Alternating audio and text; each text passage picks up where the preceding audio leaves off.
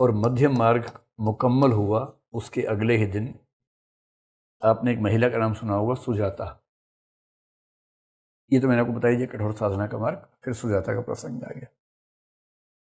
तो बुद्ध को जैसे ही रियलाइज हुआ कि इस रास्ते पर चलकर कोई बहुत आनंद नहीं आ रहा है या हासिल नहीं हो रहा कुछ, तो फिर बुद्ध ने मन में विचार किया कि मध्य मार्ग बेहतर होगा।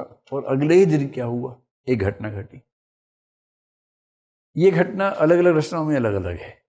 जैसे बुद्ध चरित्र में इस लड़की का नाम सुजाता है ही नहीं, वहां इसका नाम नंदबाला है, लेकिन बाकी सब रचनाओं में इसका नाम सुजाता है।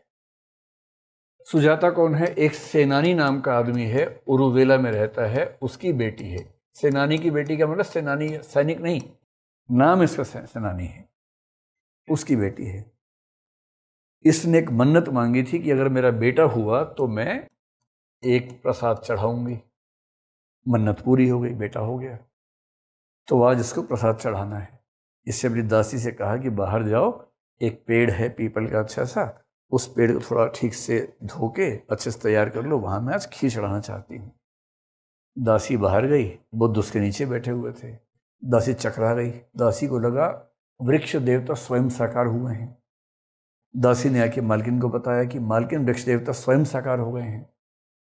तो सुजाता बहुत खुशी खुशी में एकदम नहा धो के सुंदर कपड़े पहन के स्वर्ण पात्र में खीर लेकर आई और उसने महात्मा बुद्ध को खीर अर्पित की, भेंट की। बुद्ध ने खीर रिसीव कर ली, बर्तन अपने पास रख लिया। कुछ समय के बाद उठे, निरंजरा नदी में गए, स्नान किया, वापस आया और खीर खाई। ये जो खीर खाने का प्रसंग है, महायान में माना जाता है कि हर बोधिसत्व बुद्ध बनने से एकदम पहले उसे कोई ना कोई गृहिणी खीर भेंट करती है। और खीर भेंट होने का मतलब है कि अब वो बिंदु आने वाला है जहां तपस्या सफल होने वाली है। पर ये महायान की बात है, महायान बुद्ध के बहुत 100 साल बाद पैदा हुआ था, तो बुद्ध को ही नहीं पता था। ये बात की कहानी है। बुद्ध ने खीर का आस्वादन किया और खीर का आस्वादन करके उनको रियलाइज हुआ कि शरीर की बुनियादी ज़रूरतों को पूरा करना कितना ज़रूरी है, और तपस्या करने की शर्त है कि हमारा शरीर कम से कम स्वस्थ तो रहे। अब बुद्ध ने सोचा कि अब तपस्या का अंतिम चरण करना है। और उस दिन बुद्ध को एक स्वप्न आया, बल्कि 5 स्वप्न आए। और उन 5 स्वप्नों से एक बात बुद्ध को बार बार समझ में आई कि अब बहुत नज़दीक हूं मैं अंतिम ज्ञान प्राप्त करने के। केवल एक आखिरी जो होता है ना, बुझने से पहले जो बत्ती जलती है जोर से, कुछ वो स्थिति रह गई है। अगले दिन बुद्ध ने क्या किया, वहां से उठे, स्थान बदला और चले गए गया। गया में ढूंढा एक पीपल का पेड़। पीपल के पेड़ के नीचे पूर्व मुख दिशा की ओर मुख करके पद्मासन में बैठे। पद्मासन समझते हैं? चौकड़ी पे चौकड़ी है ना, उसमें बैठे। 40 दिन का भोजन अपने साथ में रखा। भोजन का मतलब क्या? 1 कटोरी चावल एक दिन का, उतना ही। हमारा 1 दिन का उनका 40 दिन का बराबर ही होता है। 40 दिन का भोजन साथ में रखा और ये कसम खाई, चाहे मेरी हड्डियां गल जाएं, चाहे मेरा खून सूख जाए, चाहे मेरी मांसपेशियां खत्म हो जाएं, उठूंगा नहीं। मर जाऊंगा पर बिना ज्ञान प्राप्ति के उठूंगा नहीं। और तब वो बैठे तपस्या में। 28वें दिन, यानी 4 सप्ताह पूरे होते ही 28वें दिन उनका प्रबोधन हुआ, जिसको हम बोलते हैं एनलाइटनमेंट। वो प्रबोधन उनका 28वें दिन हुआ। 28वें दिन कुछ ऐसा हुआ कि बुद्ध को उन सारे प्रश्नों का उत्तर मिल गया जिन प्रश्नों की तलाश में वो थे।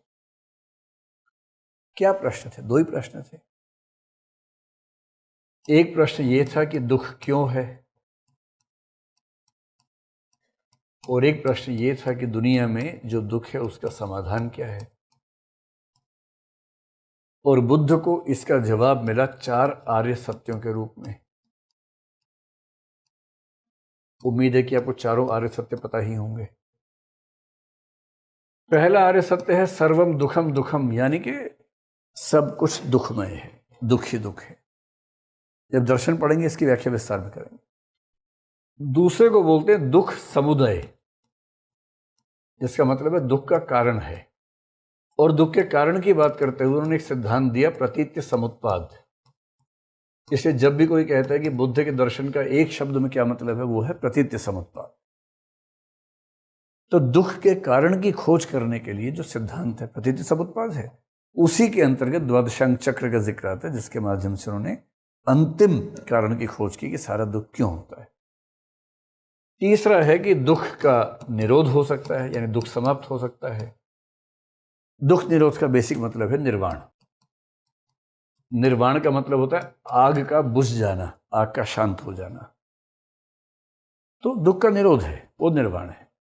और चौथी बात, दुख निरोध मार्ग, कि जितने भी दुख हैं उन दुखों के निरोध का मार्ग भी है, और दुख निरोध मार्ग को ही बोलते हैं अष्टांगिक मार्ग। उन 28 दिनों की तपस्या में ये सारी की सारी बातें बुद्ध को दिमाग में क्लियर होती गई। और जब बुद्ध अंदर ही अंदर अपनी उधेड़-बुन में लगे हुए थे, जब आखिरी प्रश्न का उत्तर भी मिल गया, तब उन्हें एहसास हुआ कि अब उनके पास कुछ ऐसा है जो इस संसार के जीवन को बेहतर बना सकता है, आसान बना सकता है। और तब वो उठे। और जब उठे तो फिर एक दुविधा आ गई।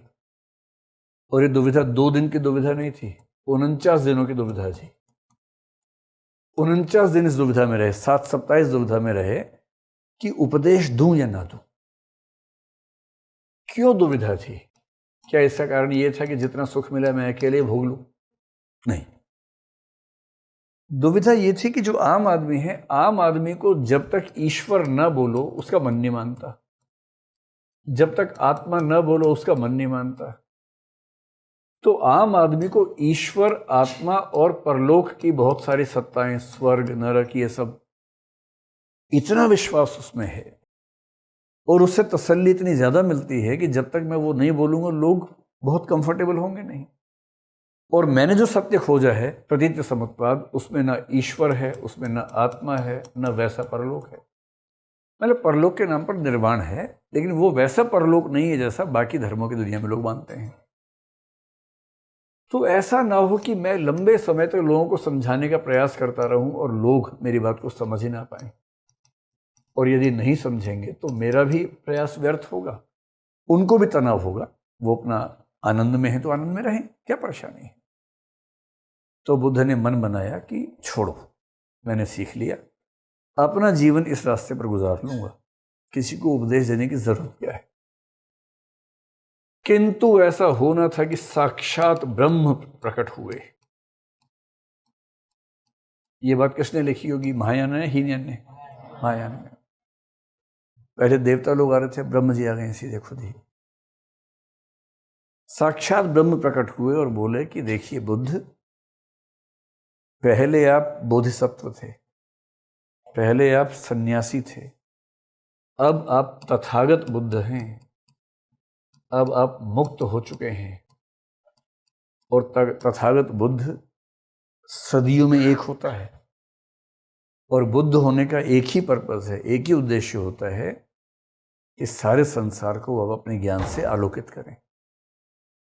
अगर आप खुद पीछे हट जाएंगे तो इस ज्ञान का फायदा क्या होगा। और इससे बुद्ध को समझ में आया कि उनकी जिम्मेदारी क्या बनती है। उन्होंने तय किया कि वो उपदेश देंगे। अब उधर थी कि मैं उपदेश किसको दूं। तो पहले उन्होंने सोचा कि मैं ऐसा करता हूं, आलार कालाम के पास जाता हूं जो सांख्य दर्शन का आचार्य है। उसने मुझे सांख्य सिखाया था, मैं उससे अपना रास्ता सिखाता हूं। पर आलार कलाम का पता किया तो पता लगा कि उनकी मृत्यु हो चुकी है, देहांत हो चुका है। फिर सोचा कि ऐसा करता हूं कि जो उद्दक रामपुत्र हैं, जिन्होंने उनको 8वां चरण समझाया था, याद है इनका नाम? 7 चरण सिखाए थे इन्होंने, 8वां इन्होंने सिखाया था। कि उद्दक रामपुत्र के पास जाता हूं, उनको ये कहानी मतलब जो ज्ञान है वो समझाता हूं। पर पता लगा कि उनका भी देहांत हो चुका है। फिर सोचा अब किसको उपदेश दूं भाई। फिर सोचा जो मेरे 5 साथी हैं उनको उपदेश देता हूं। लेकिन उनके बारे में एक बात जो पीछे में बताना भूल गया, वो ये है, जिस दिन सुजाता ने खीर दी और बुद्ध ने खीर खाई, वो पांचों भड़क गए। इस बात से नहीं कि हमें क्यों नहीं दी, इस बात से कि बुद्ध अपने रास्ते से भटक गए हैं। कठोर तपस्या के मार्ग से भटक गए। बुद्ध कहना चाह रहे थे भाई खीर देख के मैं नहीं भटका हूँ, मैं एक दिन पहले रियलाइजेशन कर चुका था कि वो रास्ता ठीक नहीं है, उसके बाद मैंने खीर का सेवन किया था। पर वो पांचों क्रुद्ध होकर, नाराज होकर वहां से चले गए और ये कहेंगे कि तुमसे बात नहीं करेंगे। बुद्ध को लगा उन्हीं से मिलता हूं। पता किया कहाँ है, तो वो पांचों आजकल सारनाथ में थे। पांचों साथ ही जाते हैं हमेशा, सारनाथ में थे। तो बुद्ध ने गया से, यानी कि बोध गया से सारनाथ की ओर चलना शुरू किया। मतलब गया से सारनाथ का मतलब हो गया पैदल जाएंगे तो शायद 2 दिन का रास्ता होगा। तो बुद्ध ने चलना शुरू किया उस रास्ते पर, और सारनाथ के पास उनको देखा कि सामने पांचों बैठे हुए हैं। उन पांचों ने बुद्ध को देखा तो पांचों बात करने लगे, कहाँ से आ गया, क्यों आ गया, हम तो धक्का दे के भाग आए थे, फिर पीछे आ गया हमारे, पानी भी नहीं पिलाएंगे इसको, हाल भी नहीं पूछेंगे इसका। फिर एक बोला बैठेगा तो अरे आसन रख दो, बैठना चाहेगा तो बैठ जाएगा, हम बात नहीं करेंगे। इस तरह से बात कर रहे हैं। एक आसन रखा हुआ है, बैठना चाहेगा तो बैठ जाएगा, हम बात नहीं करेंगे, ना पानी पूछेंगे ना कुछ करेंगे। और बुद्ध आते जा रहे हैं पास में मुस्कुराते हुए। और जो ज्ञान प्राप्त हुआ है तो बुद्ध के चेहरे की आभा ऐसी हो गई कि जैसे जैसे बुद्ध पास आ रहे हैं इनकी ऐसी तैसी होती जा रही है पांचों की। बात नहीं करेंगे, बात नहीं करेंगे, और बात करने को मरे जा रहे हैं अंदर से उसके बाद, क्योंकि बुद्ध का ऐसा रूप है ज्ञान प्राप्ति के बाद। और जैसे बुद्ध पास आए बिना कुछ बोले, एक ने उठ के उनका कमंडल ले लिया, एक ने उठ के उनका चीवर ले लिया, संभाल लिया, एक ने आसन दिया बैठिए, एक पानी लेके आया, एक पानी से उनके पैर धोने लगा बिना कुछ कहे। इनकी सिट्टी पिट्टी गुम हो गई है। और फिर ये बैठ गए आसपास कि अब कुछ बताएंगे बढ़िया सा। तो बुद्ध ने कहा मैं जानता हूँ आप मुझसे नाराज हैं, लेकिन मैंने पिछले 28 दिनों की यात्रा में जो हासिल किया है वो पिछले 6 साल की यात्रा में नहीं किया था। ये उत्सुक हो गए, ज्ञान की खोज में बचपन से घूम रहे हैं, मिल ही नहीं रहे इन लोगों को। तो बोले हम जानना चाहते हैं आपने क्या हासिल किया है। तब बुद्ध ने बताया 4 आर्य सत्य क्या हैं। तब बुद्ध ने बताया प्रतीत्य समुत्पाद क्या है। तब बुद्ध ने बताया मध्यम मार्ग क्या है। तब बुद्ध ने बताया अष्टांगिक मार्ग क्या है। और कुल मिला के बताया धम्म क्या है, धम्म। और इन लोगों की आंखें खुली की खुली रह गई। बोले हमने जीवन में पहली बार कोई ऐसा धम्म सुना है जिसमें न कोई अलौकिक सत्ता है, बाकी तो शुरू ही वहां से होते हैं। हमने पहली बार ऐसा धम्म सुना है जिसमें कोई पैगंबर भी नहीं है, कोई पैगंबर नहीं, कोई एक निश्चित किताब नहीं है, जिसमें कोई भी आ सकता है, किसी के आने जाने पर रोक टोक भी नहीं है, और जिसमें दुनिया की हर घटना की व्याख्या प्रतीत्य समुत्पाद यानी सांसारिक नियमों से ही हो रही है। कोई चमत्कार की बात नहीं है, कोई कर्मकांड की बात नहीं है। और ऐसा धम्म, ऐसा रास्ता हमने कभी सुना ही नहीं। तो पांचों भावुक होकर बोले कि हे बुद्ध हमें अपनी शरण में लीजिए। तो बुद्ध ने पाली में कहा एहि भिक्खवे। इसका मतलब क्या होता है? आओ भिक्षु। याद रखना, एहि भिक्खवे।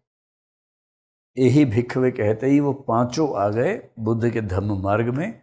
और इन पांचों व्यक्तियों के बुद्ध के धर्म मार्ग में आते ही, यानी एहि भिक्खवे बोलते ही जो घटना घटी उसको बोलते हैं, कहाँ चला गया, धर्म चक्र प्रवर्तन। अरे ये घटना कहलाती धर्म चक्र प्रवर्तन।